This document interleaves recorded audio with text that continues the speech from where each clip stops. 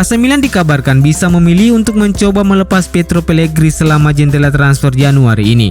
Calciomercato melaporkan bahwa manajemen Rossoneri masih mempertimbangkan gagasan untuk bisa mendatangkan seorang striker baru di bulan Januari dengan beberapa nama yang telah masuk dalam daftar bidikan.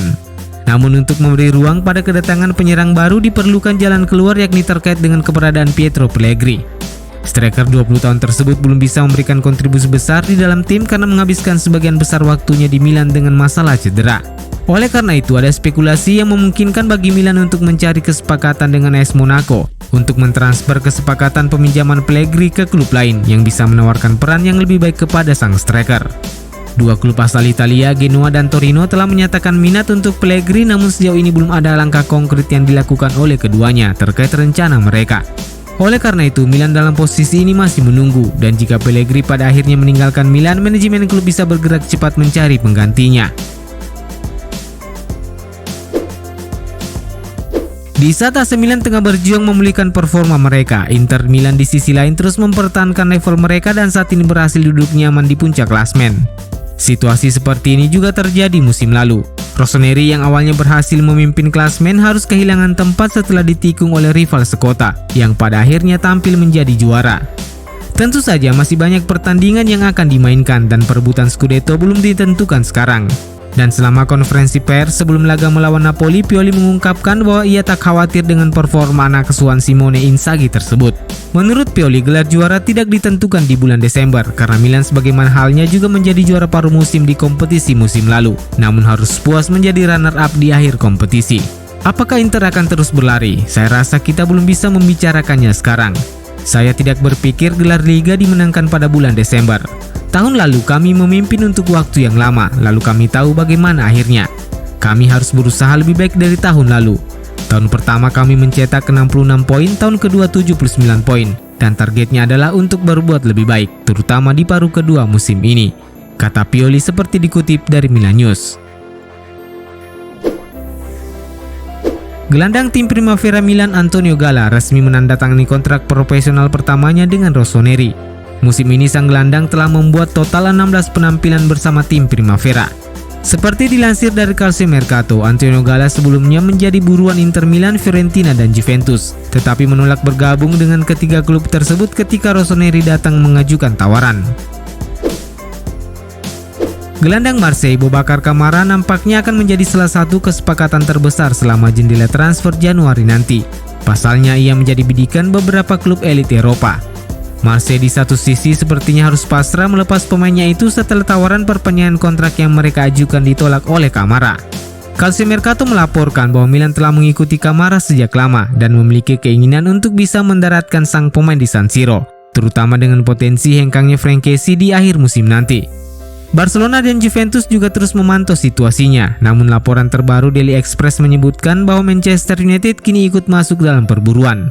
Gelandang 22 tahun tersebut menjadi bidikan utama Ralf Rangnick. Sumber tersebut menambahkan pihak Setan Merah bahkan akan segera memulai diskusi dengan pihak sang pemain dalam beberapa minggu ke depan. Bukan rahasia lagi bahwa AC Milan akan merambah belantara bursa transfer Januari untuk mencari bek tengah baru, dan Gleison Bremer menjadi salah satu pemain yang terus dikaitkan dengan Rossoneri. Banyak media yang mengaitkan pemain internasional Brasil itu dengan AC Milan, terutama setelah pihak Torino ingin mempermanenkan Tommaso Pobega yang mereka pinjam dari Milan sejak awal musim ini, sehingga potensi pertukaran pemain menjadi opsi yang bisa ditempuh oleh kedua klub. Namun Calciomercato melaporkan bahwa Inter Milan kini bergerak lebih maju dalam perburuan Bremer. Nerazzurri telah melakukan pembicaraan dengan Torino selama beberapa waktu dan telah mencapai kesepakatan pribadi dengan Bremer. Namun Inter pertama-tama perlu melepas Steven de Vrij terlebih dahulu karena bek tengah asal Belanda itu dikabarkan tidak ingin memperbaharui kontraknya yang akan berakhir pada 2023 mendatang. Inter Milan telah memasang bandrol 20 juta untuk de Vrij, dan jika penjualan sang pemain berhasil dilakukan, maka besar kemungkinan Inter Milan akan menebus Bremer yang dibanderol Torino seharga 25 juta euro. AC Milan dikabarkan tengah bersaing dengan Barcelona untuk mengamankan tanda tangan bek tengah Real Betis Marc Bartra selama jendela transfer Januari ini. Baik Milan maupun Barcelona memang sama-sama memerlukan bala bantuan sesegera mungkin untuk memperkuat lini pertahanan mereka, dan Marc Bartra dipandang sebagai salah satu profil yang dibutuhkan kedua tim. Dengan Bartra berada di lapangan, Real Betis arahan Manuel Pellegrini berhasil mengemas 11 kemenangan dari 12 pertandingan terakhir yang mereka mainkan dan hanya kebobolan 4 gol selama periode itu. Sesuatu yang sedikit menggambarkan bagaimana peran krusial bek 30 tahun itu di lini pertahanan Verdi Blancos. Milan dalam hal ini tentu saja menilai Bartra adalah tipikal pemain yang cocok menggantikan Simon Kjær yang cedera panjang. Tapi gagasan kembali ke Barcelona tentu menarik bagi Bartra, di mana sang pemain memiliki 7 musim di sana dengan 13 trofi termasuk 5 gelar La Liga sebelum dijual ke Borussia Dortmund 2016 lalu. Stefano Pioli meluapkan kemarahan terkait gol AC Milan yang dianulir wasit dalam laga kekalahan 0-1 dari Napoli di lanjutan Liga Italia. Rossoneri sejatinya punya kans menyamakan kedudukan menjadi 1-1 ketika Frankesi mencetak gol pada menit ke-90. Namun wasit Davide Massa menganulir gol tersebut usai tayangan ulang VAR. Di dalam tayangan VAR selama proses gol Kessie, Olivier Giroud terjatuh usai berebut bola. Dirinya dianggap berada dalam posisi offside dan menghalangi gerak lawan. Menanggapi gol yang dianulir tersebut, pelatih AC Milan Stefano Pioli mengaku pihaknya sangat dirugikan. Pioli kesal karena wasit tidak melihat kejadian tersebut dari kacamata yang berbeda. Saya tahu mereka akan mengatakan bahwa peraturan telah diterapkan, tetapi saya bertanya bagaimana seorang pemain di lapangan yang tidak melakukan apapun dianggap campur tangan. Bagaimana mungkin seorang pemain yang terjatuh di lapangan dapat menghalangi lawan? Tidak mungkin dia menghalangi Juan Jesus. Kaki Olivier Giroud melebar, dia mencoba segalanya untuk menyingkir. Maaf karena kami kalah dalam pertandingan ini, ujar Pioli seperti dikutip dari Sempre Milan. Laga AC Milan kontra Napoli berakhir dengan kontroversi ketika gol Frankesi pada penghujung laga dianulir. Seperti dikutip dari Football Italia, sejumlah media ternama di Italia gagal memberikan pandangan yang jelas terkait insiden tersebut. Gol penyeimbang Milan dianulir karena Olivier Giroud dianggap aktif dalam posisi offside meski posisinya terbaring di bawah bek Napoli.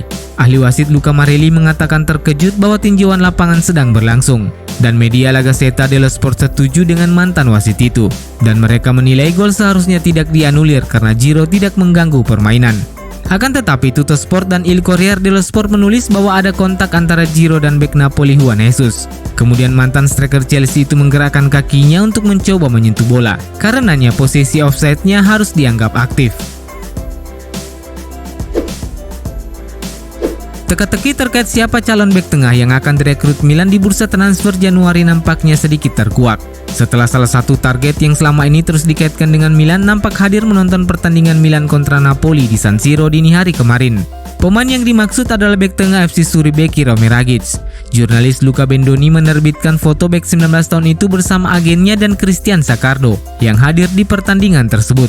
Ini mungkin bisa menjadi isyarat bahwa kehadiran sang pemain bersama agennya di Milan kemungkinan besar juga bertujuan mendiskusikan potensinya bergabung dengan Milan. Rossoneri telah memantau Romeo Ragic sejak lama dan ia memiliki label harga 10 juta euro.